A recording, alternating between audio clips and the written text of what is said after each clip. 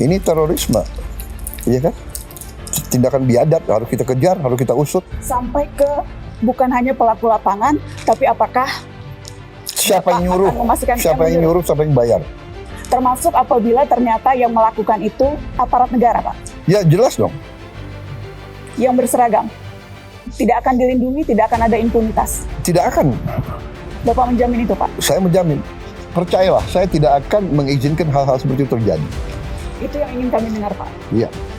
Percayalah, saya dipilih oleh rakyat untuk membela rakyat. Berarti Bapak tadi bicara secara tegas, tidak boleh ada warga yang diintimidasi, yang diteror karena mengkritik pemerintah. Tidak boleh. Jaminan langsung dari Presiden Republik Indonesia. Kalau wewenang ada, itu saya lakukan. Ya.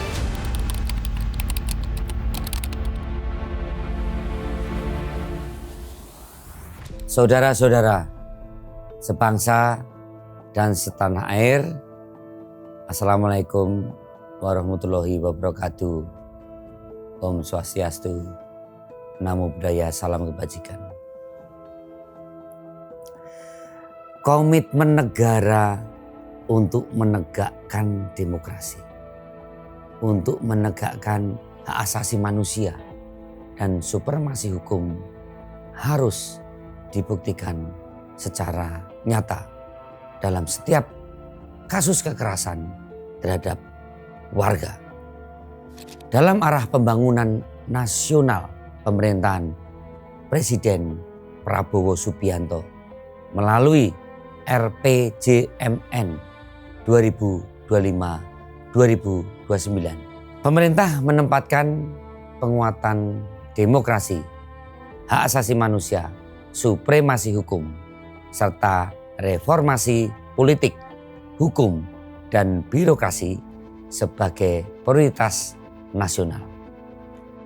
Dalam kasus penyiraman air keras terhadap Andre Yunus, Kapolri juga telah menyampaikan bahwa Presiden memerintahkan agar perkara tersebut diusut tuntas. Bagi saya, ini adalah komitmen yang harus kita pegang bersama dan harus diwujudkan secara konkret dalam proses hukum yang terbuka, profesional, dan berkeadilan. Karena itu, saya memandang bahwa penyiraman air keras terhadap siapapun adalah tindak kekerasan yang biadab, tidak berperi kemanusiaan, dan tidak boleh ditoleransi sedikit pun dalam negara hukum.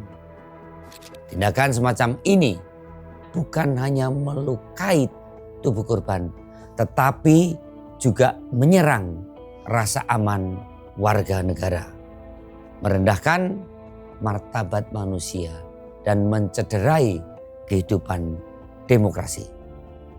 Kekerasan seperti ini menimbulkan pesan ketakutan di ruang publik, seolah-olah perbedaan pendapat, kritik dapat dibalas dengan teror.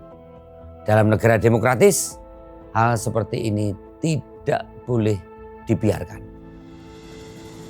Sikap saya ini mempunyai dasar konstitusional yang kuat. Pasal 28G ayat 1 Undang-Undang Dasar Negara Republik Indonesia tahun 1945 menegaskan bahwa setiap orang berhak atas perlindungan diri pribadi, keluarga, kehormatan, martabat, serta rasa aman dalam perlindungan dari ancaman ketakutan. Pasal 28D ayat 1 Undang-Undang Dasar 1945 juga menegaskan bahwa setiap orang berhak atas pengakuan, jaminan, perlindungan, dan kepastian hukum yang adil serta perlakuan yang sama di hadapan hukum. Artinya, dalam perkara seperti ini, negara tidak boleh ragu. Negara wajib hadir melindungi warga dan memastikan hukum bekerja secara adil bagi semua. Selain itu, Undang-Undang Nomor 39 Tahun 1999 tentang hak asasi manusia menegaskan bahwa setiap orang berhak atas perlindungan diri pribadi, keluarga, kehormatan, martabat, dan hak miliknya. Maka serangan dengan air keras tidak dapat dipandang semata-mata sebagai tidak pidana biasa. Ini juga menyangkut perlindungan hak asasi manusia yang paling mendasar. Bila kekerasan dibiarkan tumbuh, maka yang terancam bukan hanya satu korban, tetapi juga keberanian publik untuk berbicara, mengkritik, dan berpartisipasi dalam kehidupan demokrasi di negara Pancasila. Dalam konteks itulah pengusutan tuntas perkara ini menjadi bagian dari upaya menjaga kualitas demokrasi kita. Dalam aspek penegakan hukum, kewajiban negara juga sangat tegas. Undang-Undang Nomor 2 Tahun 2002 tentang Kepolisian Negara Republik Indonesia, khususnya pasal 13, menegaskan bahwa tugas pokok Polri adalah memelihara keamanan dan ketertiban masyarakat, menegakkan hukum, serta memberikan perlindungan, pengayoman, dan pelayanan kepada masyarakat. Jadi pengusutan perkara ini bukan soal pilihan, melainkan kewajiban hukum institusional. Aparat penegak hukum harus memastikan bahwa perkara ini diusut sampai terang, tidak berhenti pada pelaku lapangan, dan tidak meninggalkan ruang bagi impunitas. Negara juga memiliki kewajiban untuk melindungi dan memulihkan korban. Hal ini sejalan dengan Undang-Undang Nomor 31 Tahun 2014 tentang perubahan atas Undang-Undang Nomor 13 Tahun 2006 tentang perlindungan saksi dan korban.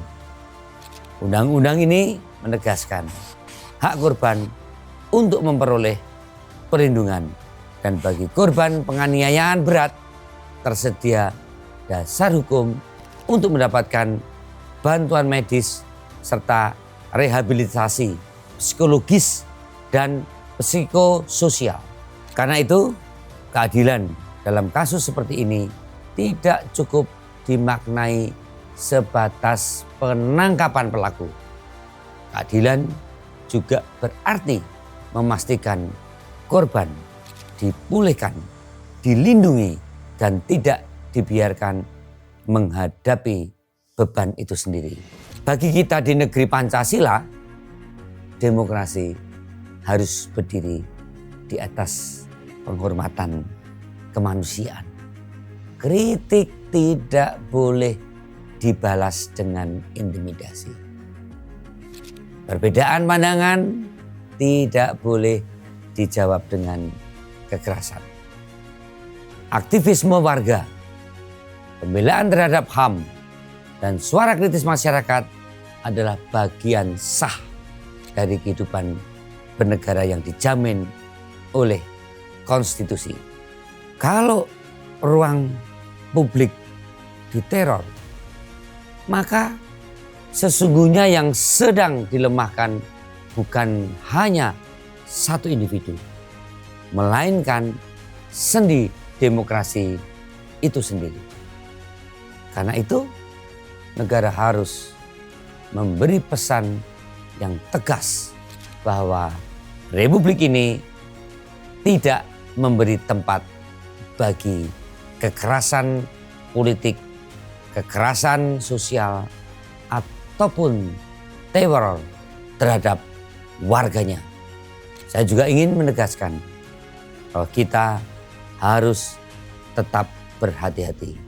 dan taat pada prinsip negara hukum. Kita tidak boleh menggantikan proses pembuktian dengan penghakiman liar. Kita harus membedakan dugaan, proses penyidikan, dan putusan pengadilan. Tetapi kehati-hatian itu tidak boleh dijadikan alasan untuk memperlambat, mengaburkan, atau melemahkan pengusutan. Justru karena kita menjunjung negara hukum, maka semua alat bukti harus didalami. Semua pihak yang relevan harus diperiksa. Dan seluruh proses harus bisa dipertanggungjawabkan di hadapan publik. Maka jika sejak awal Presiden Prabowo telah menunjukkan sikap bahwa perkara ini harus diusut tuntas, saya berpandangan bahwa seluruh institusi negara harus menerjemahkan sikap itu ke dalam tindakan nyata. Komitmen pada demokrasi, HAM, dan supremasi hukum tidak boleh berhenti sebagai rumusan dokumen negara atau pernyataan politik semata. Komitmen itu harus hidup dalam keberanian menuntaskan perkara, melindungi korban, mengungkap pelaku sampai ke akar, dan memastikan tidak ada satupun pihak yang kebal hukum. Saya menutup dengan satu penegasan.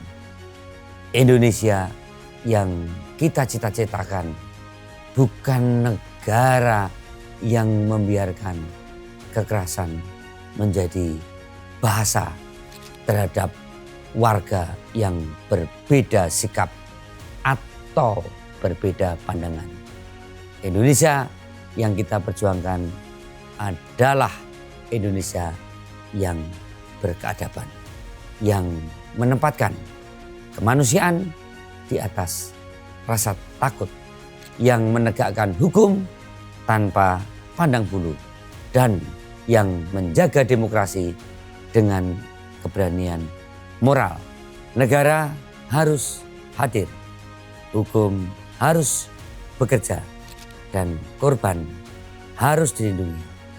Publik harus melihat bahwa di Republik ini keadilan tidak tunduk pada teror. Sekian, terima kasih. Wassalamualaikum warahmatullahi wabarakatuh.